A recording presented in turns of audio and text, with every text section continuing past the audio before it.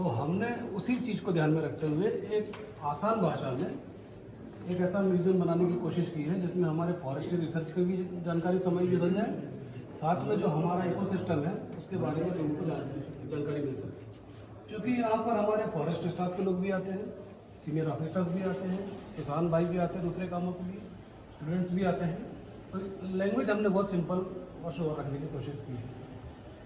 अभी हम ये जो देखने जा रहे हैं ये डायरामा है। डायरामा में जो प्रेजेंटेशन हम दे रहे हैं एक अच्छे हेल्दी इकोसिस्टम कैसा होना चाहिए उसके बारे में हम यहाँ जानकारी दे रहे हैं। जैसा कि आपको पता है कि हमारा जो इकोसिस्टम है वो टेरेस्ट्रियल इकोसिस्टम है। इसमें जो टाइगर होता है वो हमारा प्राइम प्रेडेटर है, मतलब पिरामिड में सबसे ऊपर टाइगर की पोजीशन है। अगर टाइगर है, टाइगर होने का मतलब ये है कि वो लगातार है। ऐसा नहीं है कि टाइगर आया कुछ दिन घूमा चला गया, वो वहाँ पर रहने लगे, वहाँ पर उसके लाइफ साइकिल चलने लगे, वहाँ उसके बच्चे हों, वहाँ पे उसके बच्चों को सुरक्षा मिले और फिर आगे चल के वो बच्चे जो है फिर वहीं पे अपने आप को रेसिडेंट करें। ऐसे स्थान को टाइगर का अच्छा हैबिटेट मानते हैं। ये कब होगा? जब टाइगर के खाने के लिए, रहने के लिए और ब्रीडिंग के लिए उसको व्यवस्था हो। टाइगर क्या खाता है? दूसरे छोटे कार्निवोरस या हर्बीवोरस, ठीक है। और हर्बीवोरस क्या खाएंगे? घास फूस।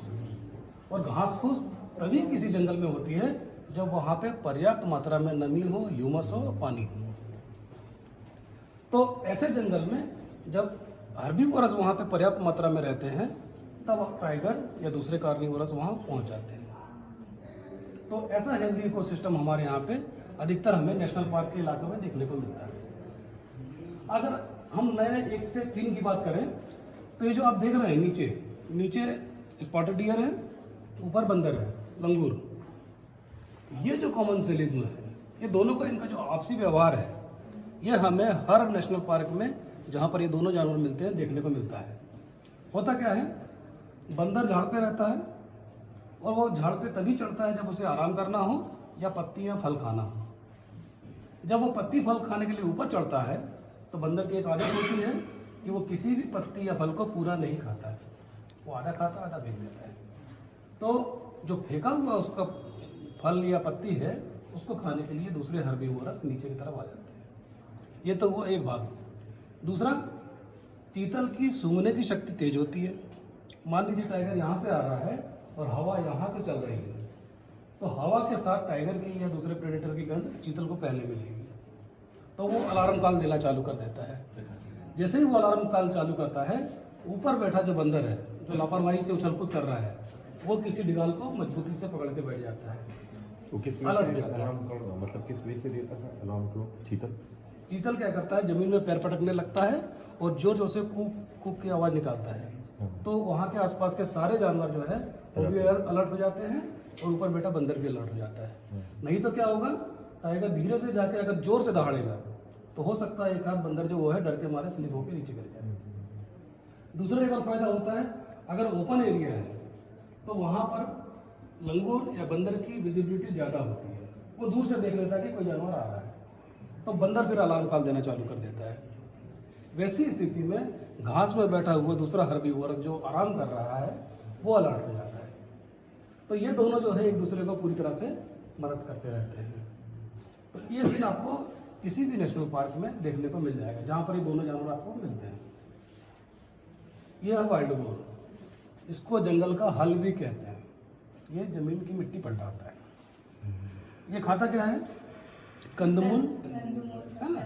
कंदमूल जो होते हैं उनकी खासियत होती है कि जो कंद होते हैं वो एक निश्चित समय तक के लिए बढ़ते हैं, उसके बाद वो अपने आप सड़ जाते हैं। अगर ये उस कंद को खोद के नहीं खाएगा तो कंद जो है सड़ के वहीं पर रह जाएंगे। तो ये क्या करता है, मिट्टी पलटाता है। मिट्टी पलटाने से के बाद एक कंद खाता है, जो छोटे मोटे कंद रहते हैं वो छूट जाते हैं और मिट्टी पलटने से आपकी जो मिट्टी का जो पोरोसिटी है वो बढ़ती है, तो कंद को फिर से और बढ़ने का मौका मिल जाता है, दूसरे पौधों को बढ़ने का मौका मिलता है। मधुमक्खियाँ क्या करती हैं? पॉलिनेशन। जब मधुमक्खियाँ जिस जंगल में रहती हैं उस जंगल में फल वगैरह जो है बहुत ज़्यादा अपने को देखने को मिलते हैं। इस प्रकार से इकोसिस्टम में सभी का महत्व रहता है। आप पक्षी भी देखें, पक्षी भी बहुत सारे हैं। ये क्या करते हैं, छोटे फलों को खाते हैं और उनके जो बीज होते हैं इसके विष्ठा से पूरे जंगल में फैलते हैं। आपने हमारे कैंपस में देखा होगा चंदन के बहुत सारे पौधे आपको देखने को मिलेंगे। दरअसल सबसे पहले चंदन के 2 पौधे जो है हमारे यहाँ पे बॉटनिकल गार्डन में लगाए गए थे। जब वो फलने लगे तो पक्षियों के द्वारा वो पूरे कैंपस में फैल चुके हैं। मतलब आपको कैंपस में जहाँ भी चंदन का पेड़ मिलेगा दूसरा, वो पूरा पक्षियों के द्वारा फैलाया हुआ, उसका प्रोटेक्शन नहीं किया गया है। तो ये बहुत महत्वपूर्ण भूमिका उनकी रहती है। ये क्या है, पेंगोलिन, स्केली एंटीटर भी कहते हैं। कई लोग इसको मार के खाते हैं, कई लोग मेडिसिन में इसका इस्तेमाल करते हैं, इसलिए जो ये कम मिलता है। अपने यहाँ भी है, मदन महल की पहाड़ियों में ये मिलता है, लेकिन ये रात्रिचर होता है, रात में निकलता है, इसलिए अपने को ये देखने को नहीं मिलता है।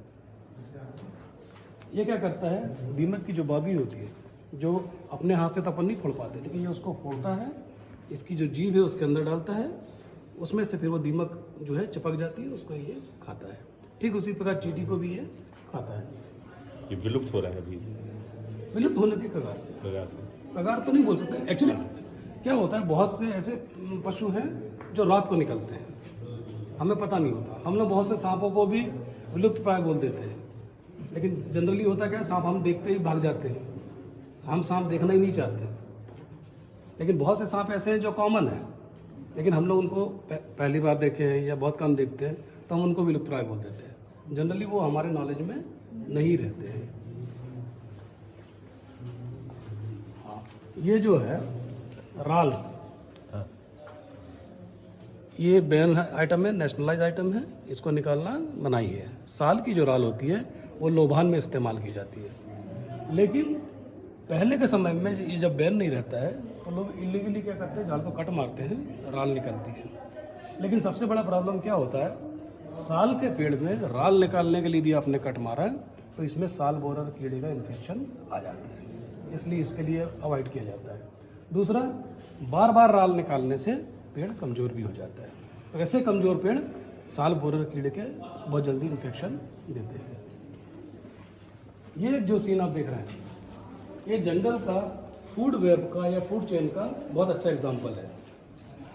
जब टाइगर अपना खाना खा के चले जाता है, जब तक टाइगर है तब तक कोई दूसरा एनिमल उसके पास में नहीं आता है। जब टाइगर अपना खाना खा के चले जाता है तो जो दूसरा ताकतवर एनिमल है, यहाँ पे सीन में हाइना है, अगर हाइना नहीं होता पैंथर होता, तो पैंथर और हाइना में खींचातान होती। तो हाइना अभी सबसे पावरफुल है, सेकंड पावरफुल, वो अपना हिस्सा खा रहा है। जब ये हाइना चले जाएगा तो लोमड़ी अपना इंतजार कर रही है, जेकाल अपना इंतजार करता है, वल्चर अपना इंतजार करते हैं। ठीक है, तो ये बच्चे लोग जो है, और ऊपर बैठा सिवेट, ये अपने हिस्से का इंतजार करेगा। वो जब ये सब अपना अपना हिस्सा खा के चले जाते हैं तो जो हड्डियाँ या बाल या जो भी चीज़ पड़ी है वो ज़मीन में फंगस बैक्टीरिया के द्वारा डिकम्पोज कर दी जाती है। फिर जो माइक्रो न्यूट्रिएंट्स वगैरह है मिट्टी में मिल जाते हैं, वही फिर पौधे के द्वारा इंटेक किए जाते हैं और एक साइकिल फिर आपका चलता है। तो जब भी एक जानवर का शिकार होता है, उससे केवल टाइगर का पेट नहीं भरता है, दूसरे जीवों का भी पेट भरता है। इसे तो सब जानते हैं क्या है। कंफ्यूजन ये इसलिए होता है सांबर से, है ना, सांबर से कंफ्यूजन होता है, बट ये सांबर नहीं, ये हमारा बारहसिंगा है, ये हमारा स्टेट एनिमल है। ब्रीडिंग प्रजाति का कान्हा हाँ, सर्वस डुवेसिली कांडेली। सांबर में और इसमें फ़र्क जो करने के लिए सबसे आसान तरीका है इसके एंटलर देखने का। ठीक है, चीतल में, सांबर में एक एंटलर में आपको 3 स्पाइक मिलेंगे, एक सामने से छोटा और ऊपर जाके फिर ऐसा, मतलब दोनों मिला के 6 होते हैं। लेकिन बारहसिंगा में ये 12 भी हो सकते हैं, कम भी हो सकते हैं, ज़्यादा भी हो सकते हैं। ऑड एंटलर्स हैं, हमने तो 24 तक का देखा है। ठीक है, तो ये एंटलर्स की संख्या के हिसाब से अपन इसको पहचान सकते हैं। एंटलर और सींग, हॉर्न, इसमें क्या फ़र्क होता है। सींग जो होते हैं वो परमानेंट होते हैं, जैसे भैंस का सींग, गाय का सींग। इसमें क्या होता है, सींग में एंटलर के अंदर या सींग के अंदर हड्डी का जुड़ाव होता है, मतलब जो सर से जुड़ी हुई हड्डी होती है उसके ऊपर उसकी कोटिंग होती है ना, वो परमानेंट होता है। जब जानवर मरेगा तो उसके साथ ही वो स्कल के साथ वो डिकम्पोज होगा। लेकिन एंटलर के केस में क्या होता है, ये हर साल गिरते हैं, हर साल नए आते हैं। जब ये नए आते हैं तब इसके ऊपर वेलवेट कलर का मतलब स्किन चढ़ी होती है, वेलवेट पूरा रहता है। तो उस समय इसमें खरोच भी लग जाएगी तो ब्लड निकलता है। और जब ये एंटलर तगड़े होते हैं, जब कठोर एंटलर हो जाते हैं, तब ये जो है जो डोमिनेंट मेल होता है वो क्या करता है, खासतौर पे बारहसिंगा केस में ये सूखी घासों को अपने एंटलर में फंसाता है, उसको एक मुकुट का दर्जा देता है और वो मुकुट ऐसा पहन के इसी पोस्चर में चारों तरफ घूमता है और रटिंग काल देता है। उस दौरान क्या होता है, जो दूसरा मेल है जो ये समझता है कि मैं इससे तगड़ा हूँ, वो आके इससे फाइट करता है। वो भी अपना घास लगा लेगा और रटिंग काल देगा, फिर दोनों की फाइटिंग होगी। जो जीतेगा वो ग्रुप पे कंट्रोल करेगा। तो इनके जो मैटिंग का पीरियड होता है उस समय इनके ग्रुप में एक मेल रहेगा, बाकी फीमेल रहेगी, और जो दूसरे रहेंगे वो छोटे बच्चे रहेंगे। फिर बाकी जो मेल होते हैं वो अपना अलग ग्रुप बना के अलग रहते हैं। फिर जो बच्चे हो जाते हैं वो फिर वो सब बाद में उनका ग्रुप सब एक हो जाता है। इसका सबसे बड़ा फायदा क्या होता है, जैसे कई लोगों के मन में ये दया आती है कि टाइगर आपस में लड़ाई किया, मर गया, हमें बुरा लगा। इनकी लड़ाई हुई, एक मर गया, हमें बुरा लगा। लेकिन इकोसिस्टम में ये बहुत ज़रूरी है, क्योंकि जो डोमिनेंट मेल होता है वो हर प्रकार से डोमिनेंट होता है। मतलब शरीर से भी मजबूत होता है, हेल्थ से भी वो अच्छा होता है और एज के हिसाब से भी अच्छा होता है। ऐसे मेल की जो संतति होगी, जो बच्चे होंगे, वो एक हेल्दी इकोसिस्टम के पार्ट बनेंगे आगे चल के। मतलब जो भी बच्चे होंगे वो अच्छे हेल्दी होंगे। तो इकोसिस्टम में ये चीज़ अपने आप में पहले से डेवलप्ड है कि जो डोमिनेंट है वही राज करेगा। यही चीज़ ब्लैक बक में होती, यही चीज़ टाइगर में होती, यही चीज़ हर चीज़ में होती है। ठीक है। और जब वो डोमिनेंट मेल जब बूढ़ा हो जाएगा और किसी दूसरे को लगेगा कि नहीं अब मुझे ग्रुप चलाना चाहिए, तो वो फिर इसको चैलेंज करेगा। इस प्रकार का इनका ये सिस्टम होता है। फीमेल में एंटलर्स नहीं होते। ठीक है। ये एक पेड़ जो होता है ये अपने आप में एक इकोसिस्टम होता है। आपने देखा होगा मतलब कई बार न्यूज़ में भी पढ़ा होगा कि जो गांव के आसपास के लोग हैं उनको सरबोजा लकड़ी उठाने की अनुमति है, लेकिन बहुत से लोग क्या करते हैं उसका गलत फायदा उठाते हैं, वो कुल्हाड़ी लेके जाते हैं और झाड़ की सूखी लकड़ियों को काटते हैं। अपन ने देखा होगा लग्गी से भी गिराते हैं लोग। जब हमारा स्टाफ या दूसरे लोग उनको मना करते हैं तो वो तो बोलते हैं कि ये तो नियम में है, ये लकड़ी किस काम की। तो उनको हमको समझाना पड़ता है कि जो सूखा टहनी होती है किसी पेड़ की, उसमें पक्षी घोंसला बनाते हैं, इसलिए पेड़ की सूखी टहनी को कभी नहीं काटना है। जो पक्षी है, कठफोड़वा हो गया, आपका ये तोता हो गया, है ना, कॉपर स्मिथ हो गया, ये इसमें घोंसला बना के रहते हैं। और जो उल्लू होते हैं ये नेचुरली जो कोटर बनते हैं बीच में उसमें बनाते हैं। ये जिंदा लकड़ी में क्यों नहीं घोंसला बनाते हैं? नहीं, कुछ भी बताइए, कोई भी जवाब। नहीं क्या होता है, अगर ये जिंदा शाखा में बनाएंगे, जब ये उसमें गड्ढा करेंगे तो झाड़ जो होगा, जो टहनी होगी, वो उसके लिए तो वो चोट लगी है भाई, अपन उसने अगर गड्ढा किया तो चोट है, तो झाड़ वो चोट को भरने की कोशिश करेगा, तो वो गड्ढा वो बंद भी कर सकता है। इसलिए पक्षी हमेशा सूखी टहनी में वो करते हैं गड्ढा। सूखी टहनी में गड्ढा करने से वो गड्ढा बंद नहीं होता। और अक्सर ऐसा देखा गया है कि मान लीजिए इसने ऊपर गड्ढा बनाया, अगले साल मतलब जब बच्चे निकल जाते हैं ये तो चले जाते हैं, अगले साल उसी सीजन में वो उसी जगह एक बार फिर आएगा। लेकिन इस समय वो पहले उस गड्ढे को चेक करेगा, पुराने घोंसले को, ये ठीक ठाक है कि नहीं। कई बार क्या होता है उसमें फंगस हो जाती है, दूसरी बीमारियां आ जाती है, तो वो उसको चेक करते हैं। अगर वहाँ नहीं बन रहा तो फिर वो नीचे तरफ बनाएगा। उसी टहनी में वो इसलिए बनाता है कि पिछले साल तो वो सुरक्षित था, उसके बच्चे आसानी से निकल गए थे। अगर आपने डिस्टर्ब कर दिया तो अगले साल फिर वो नहीं आएगा। ये पक्षियों की मेमोरी रहती है। ठीक है। हमारे घर में ही जो है कॉपर स्मिथ जो है एक दीवार में 3 बार लगातार उसने बनाया। चौथे बार फिर वो कोशिश करेगा कि कहीं और जगह मिल जाए, नहीं तो फिर वो नया पेड़ देखेगा। तो इस प्रकार से ये होता है।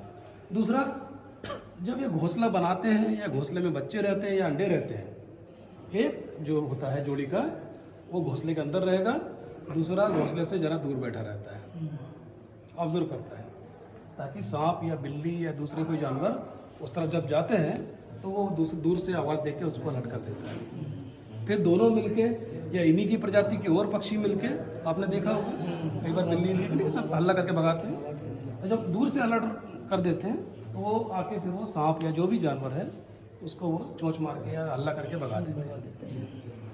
सांप भी जो है उनके घोंसले में जाके कई बार अंडे बच्चे खाने की कोशिश करता है। तो इस प्रकार से ये पूरा पेड़ भी जो होता है अपने आप में एक इकोसिस्टम होता है। इसी में बहुत सारे कीड़े होते हैं जो उन पक्षियों के लिए भी भोजन का काम करते हैं। ठीक है, आइए।